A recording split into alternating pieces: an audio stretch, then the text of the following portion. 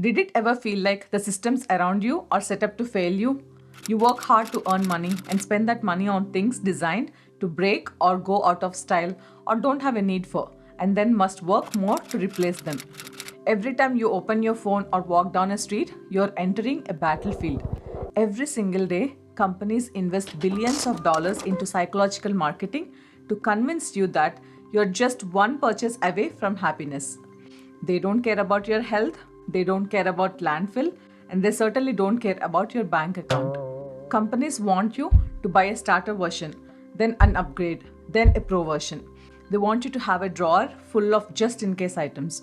I realized that if you followed their rules, you would be broke, stressed, and living in a house full of junk. So I decided to stop playing. I don't buy what they sell, but I buy what I value. I'm not a minimalist by any means. I love quality and I love to spend on organic food, comfortable cars, quality vacations, and occasionally on gold jewelry. But I refuse to participate in the average consumer cycle. Hey everyone, welcome back to Wise Help in Finance. This is Anusha and I'm a former Amazon BI engineer who retired at 35, and I'm here to help you build and automate your wealth one trunkful at a time. And today I'm sharing the 11 things I strictly refuse to buy even though everyone else does, and how that refusal actually funded us a much better life. Duplicates of any kind. I have a one in, one out policy that I implement strictly. One functional item, one hammer, one blender, one pair of black shoes. This is how I protect my home. Every item in my house has to earn its place. I only buy high quality, long lasting items and just one of any item. When I buy something new for the same purpose, the old one goes to donation immediately. If anything does not get used in the last 12 months, it gets donated as well. So this keeps my home's real estate clean and clear. So this isn't just about tidiness, it's about refusing to hoard. Hoarding is what the system wants. Companies want you to have a backup for your backup. But when you maintain only one functional item, you realize how little you actually need to live a high quality life. You stop being a collector and start being a liver. And two, conveniences. We are told that convenience is king, but in reality, convenience is a trap. I have completely opted out of Amazon, Target, Uber Eats, DoorDash, and Instacart subscriptions. I don't pay for Amazon Prime. When buying is one click easy, it just becomes mindless. I'm not against delivery when it's necessary, but I refuse the pressure of instant gratification. By opting out of the subscription, I stop the dopamine hits and become an intentional seeker. So I don't mind waiting a few extra days or using store pickup. It gives me a moment to ask, do I actually need this? If I need something, I like the flexibility of being able to choose the company, choose the product and quality instead of exclusive Amazon or exclusive Target. And another thing I also avoid is ordering food delivery. I refuse to pay a premium for lukewarm meals that have been sitting in plastic. I don't like the idea of hot food touching plastic containers, so I choose to skip the convenience. So this naturally leads me to eat high quality organic foods at home. So if I want a fancy dinner, I want the full experience of a restaurant, not eating out of a box on my couch. Even with my digital life, I would rather sit through a few ads on YouTube or Spotify than pay for another subscription. There is literally a subscription for everything. If you're not careful, it's easy to let the money leak away very fast. Next, fast fashion and luxury handbags. I refuse to buy fast fashion or luxury handbags. One is too cheap to last, the other one is too expensive for what it actually provides. I see people spending thousands on a bag to signal wealth, while their bank account is empty. I would rather wear a high quality unbranded coat and put that same money into a blue chip stock or gold jewelry. In contrast, a trendy handbag is a depreciating asset that will be out by next season. I'm not saying that you shouldn't buy a nice bag if you truly love and value it. If it's in your budget, go for it. But don't call it an investment. I prefer to put my wealth into things that grow or hold their weight in gold, rather than things that just lose their shine.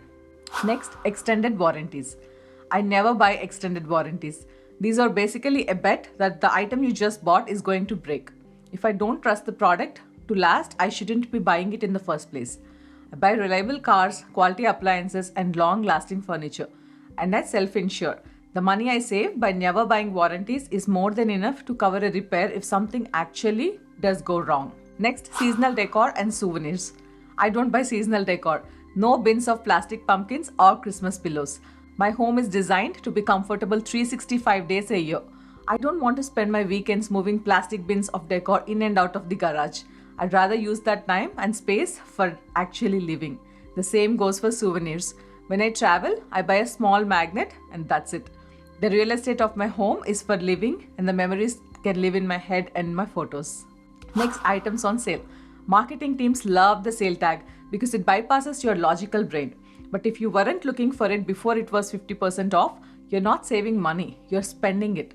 I only buy things I have already decided I need. I refuse to buy anything just because it's on sale. A discount on something you didn't already plan to buy is a 100% loss of your money and your shelf space. A sale is only a win if you were already going to buy the item. Otherwise, it's just an impulse buy disguised as a deal.